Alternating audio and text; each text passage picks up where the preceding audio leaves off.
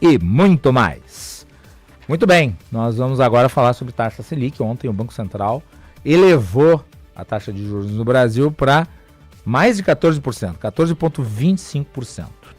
Vamos com as informações e vamos aos detalhes aí da decisão do Copom, Comitê de Política Monetária.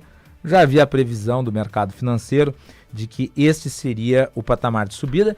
E lembrando, o Banco Central já havia antecipado 3 meses atrás de que nós teríamos 3 altas consecutivas de 1%. Vitória Fernandes. Bom, Macalós, primeiro, boa tarde. Boa tarde a todos que nos acompanham aqui no Bandeirantes Acontece. A reunião do Copom do Banco Central elevou novamente a taxa básica de juros de 13,25% para 14,25% ao ano. Essa é a maior Selic desde outubro de 2016. E a quinta alta seguida, a segunda sob a gestão de Gabriel Galípolo. Ao que tudo indica, o Conselho prevê uma alta de menor magnitude em maio, quando deve ocorrer a próxima reunião. Novamente, a decisão foi unânime e segue a sequência guiada pelo aperto iniciado em setembro do ano passado. No entanto, é o fim do chamado Forward Guidance, a sinalização futura que o BC havia sinalizado em dezembro de que manteria altas do mesmo tamanho de 1% em janeiro e em março. Essa alta é justificada pelo cenário adverso relacionado principalmente à inflação e, por enquanto, não há sinalizações para além do mês de maio. Na ata, o Copom reduziu também as projeções de inflação para 2025, de 5,2% para 5,1%, e a meta estabelecida é de 3%, com tolerância de 1,5 ponto percentual para cima ou para baixo. A prévia do PIB também teve alta de 0,89% em janeiro, em comparação com dezembro, o que já é acima das expectativas do mercado também. Na avaliação do ambiente externo, o Copom ressaltou a continuidade de um cenário desafiador diante da conjuntura e da política econômica adotada pelos Estados Unidos e citou incertezas sobre a política comercial e dos seus efeitos. Nessa quarta também, o Federal Reserve, o Banco Central americano, manteve as taxas de juros básicas em 4,25% a 4,5% ao ano, Macalós. Muito bem. O ministro Haddad atribuiu a alta da Selic à gestão do Roberto Campos Neto. Nós temos o áudio aqui? Então vamos reproduzir o áudio do ministro, depois eu fecho aqui com um comentário. Vamos lá.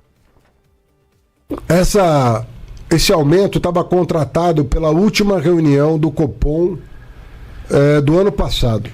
Você deve acompanhar esse debate. Na última reunião de dezembro, ainda a última sob a presidência do antigo presidente do Banco Central, você contratou, como dizem, 3 aumentos bastante pesados na Selic, na última reunião do ano passado. Você não pode, na presidência do Banco Central, dar um cavalo de pau depois que se assumiu. Isso é uma coisa muito delicada. Quer dizer, o novo presidente, com os novos diretores, eles têm aí uma herança a administrar, mais ou menos como eu tive uma herança a administrar em relação ao Paulo Guedes. E esse aumento estava contratado pela última reunião do Copom. Daí então, eu lamento a fala do ministro Haddad. Lamento porque esse argumento é um embuste. Esse argumento de que, não tem como dar um cavalo de pau. Porque não tem como mudar. Como não tem como mudar? O guidance não é uma ordem. O guidance não é uma sagrada escritura. O guidance é uma previsão. E uma previsão pode ser mudada a qualquer tempo, a depender das condições postas sazonais, ou a mudança de perspectiva que se desenvolva a partir de um determinado acontecimento. O que o Banco Central fez lá no final do ano passado foi indicar que nós teríamos mais 3 aumentos de 1% a cada nova reunião do Comitê de Política Monetária. Não foi uma imposição do Roberto Campos Neto. Foi uma decisão colegiada com a participação do atual presidente do Banco Central. O Gabriel Galípolo não apenas assistiu à reunião. Ele não ficou lá sentado num canto com a cabeça baixa, falando, que pena, não vou poder fazer o que eu quero. Como uma criança de castigo.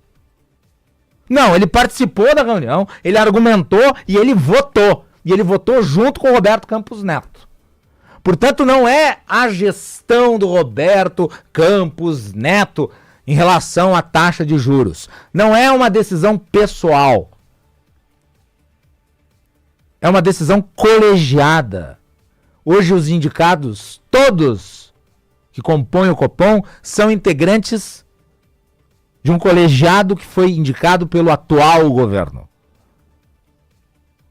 Essa estratégia de transformar o Roberto Campos Neto na geni e dar-lhe pau no Roberto Campos Neto, e faz 3 meses que ele saiu da presidência do Banco Central, é uma falsificação, é um factoide. Isso não cola. E há uma percepção no mercado de que a elevação dos juros ela é necessária, até porque nós estamos com uma inflação ainda num patamar muito alto. Tanto é, ministro Haddad, que nós tivemos um guidance em relação à próxima reunião do Copom. Não com uma elevação de 1%, mas com uma nova elevação de 0,5%. Vai dizer também que essa elevação de 0,5% é uma obrigação contratada da gestão anterior. Haddad, a inflação subiu 1,31% apenas no último mês. Qual é a mágica que você acha que o Banco Central pode fazer? Aliás, na medida em que a inflação não é controlada pelas ações do Banco Central, nós vamos entrando num cenário muito perigoso, que eu já expliquei aqui, que é o cenário da dominância fiscal. Em que o Banco Central perde a capacidade de influir no problema inflacionário, porque ele, ao agir com a taxa de juros, ao invés de frear a inflação, subsidia a inflação. Ah, mas como é que acontece isso, Macalossi? Vou explicar aqui rapidamente. Você aumenta os juros, tá? Para diminuir a inflação. O que acontece, Pepão? Você torna, por exemplo, o acesso ao dinheiro muito caro. Vá fazer um empréstimo pessoal para ver quanto que você vai pagar de juros. Muito mais do que a taxa Selic, porque a taxa Selic é um referencial de juros. Mas, por exemplo, o crédito consignado é muito caro, é proibitivo. Aliás, ele pode ser uma bola de neve. Se você comprar dinheiro no mercado, se você captar dinheiro para você no mercado, você vai ser altamente taxado. Os juros são pesadíssimos. Então, você vai ter um custo para captar dinheiro. Pepão, como é que você faz a produção no Brasil? Como é que você se financia? Captando dinheiro no mercado. Então você eleva os juros para conter a inflação. As empresas, para constituir capital de giro, se financiam com recursos captados no dinheiro, no mercado. O custo desse capital vai aumentar. Portanto, o custo de produção vai aumentar. Aí você vai jogar esse custo de produção no produto. O produto vai aumentar de preço. Então você vai ter mais inflação. Entendem como, a depender da circunstância, o Banco Central também já deixa de ser efetivo no controle da inflação? E eu nem estou falando do efeito disso sobre a dívida pública, porque como você eleva os juros, você eleva o custo de rolagem da dívida. Isso gera aumento da dívida, que gera inflação, que precisa ser controlada por taxa de juros. Então como é que você corrige o problema? O que o Banco Central está fazendo é tentar controlar a inflação, que é um efeito de um problema maior, o problema fiscal, com paracetamol. Está combatendo a febre, mas a causa não é os juros. A causa é o endividamento. É o custo do Estado, o custo da despesa pública. Ou isso é enfrentado, ou nós continuaremos nesse ritmo, empobrecendo o país. Ontem à noite, aliás, Vitória, estava no supermercado, numa unidade do Zafre, até relatei isso hoje de manhã. E tinha uma senhora do meu lado com o filho no colo. Aí o que aconteceu? A criança estava lá tateando nas prateleiras e nós estávamos perto da seção de ovos.